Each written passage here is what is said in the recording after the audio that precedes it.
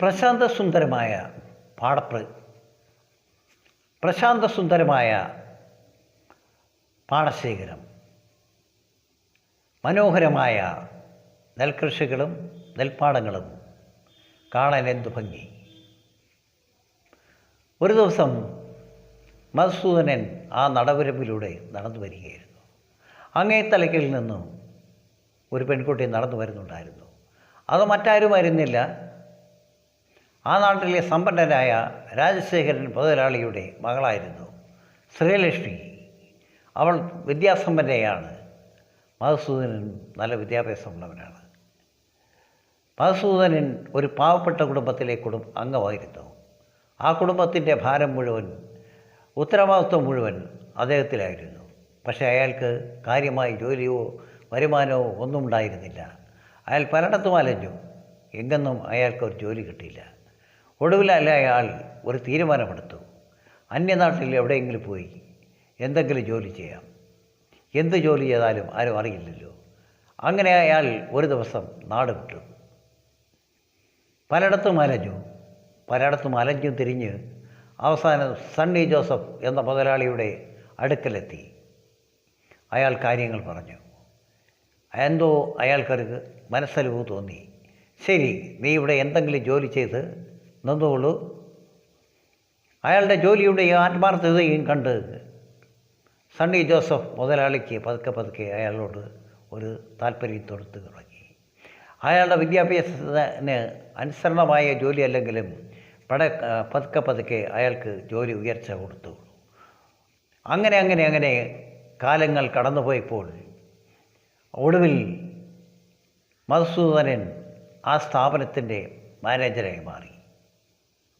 ഒരു ദിവസം മധുസൂദനൻ സണ്ണി ജോസഫ് മുതലാളിയോട് പറഞ്ഞു, മുതലാളി, ഞാൻ നാട്ടിൽ വന്നിട്ട് കുറേ കാലമായി, എനിക്കൊന്ന് നാട്ടിൽ പോയാൽ കൊള്ളാമെന്നുണ്ട്. ശരി, പോയി വരൂ. അങ്ങനെ മധുസൂദനൻ പ്രതീക്ഷിക്കാതെ ഒരു ദിവസം നാട്ടിലെത്തി. അച്ഛനെയും അമ്മയെയും സഹോദരങ്ങളെയും കണ്ടു, പഴയ സുഹൃത്തുക്കളെയും കണ്ടു, നാട്ടുകാരെയും കണ്ടു. ഒരാളെ മാത്രം കണ്ടില്ല, ശ്രീലക്ഷ്മി. അവളിപ്പോൾ എവിടെയായിരിക്കും?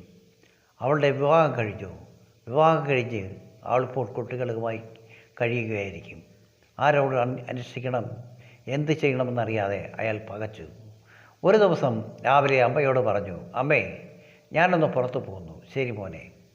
അയാൾ പലയിടത്തൂടെ അലഞ്ഞു തിരിഞ്ഞ് ആ പഴയ പാടവരമ്പത്തൂടെ അയാൾ നടന്നു. അങ്ങേ തലയ്ക്കൽ നിന്നും ഒരു പെൺകുട്ടി നടന്നു വരുന്നുണ്ടായിരുന്നു.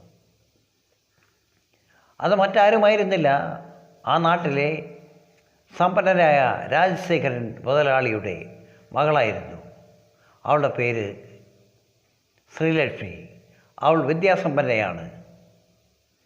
അങ്ങനെ അവർ പരസ്പരം അടുത്തു വന്നപ്പോൾ എന്ത് പറയണമെന്നറിയാതെ അവർ പകച്ചു നിന്നു.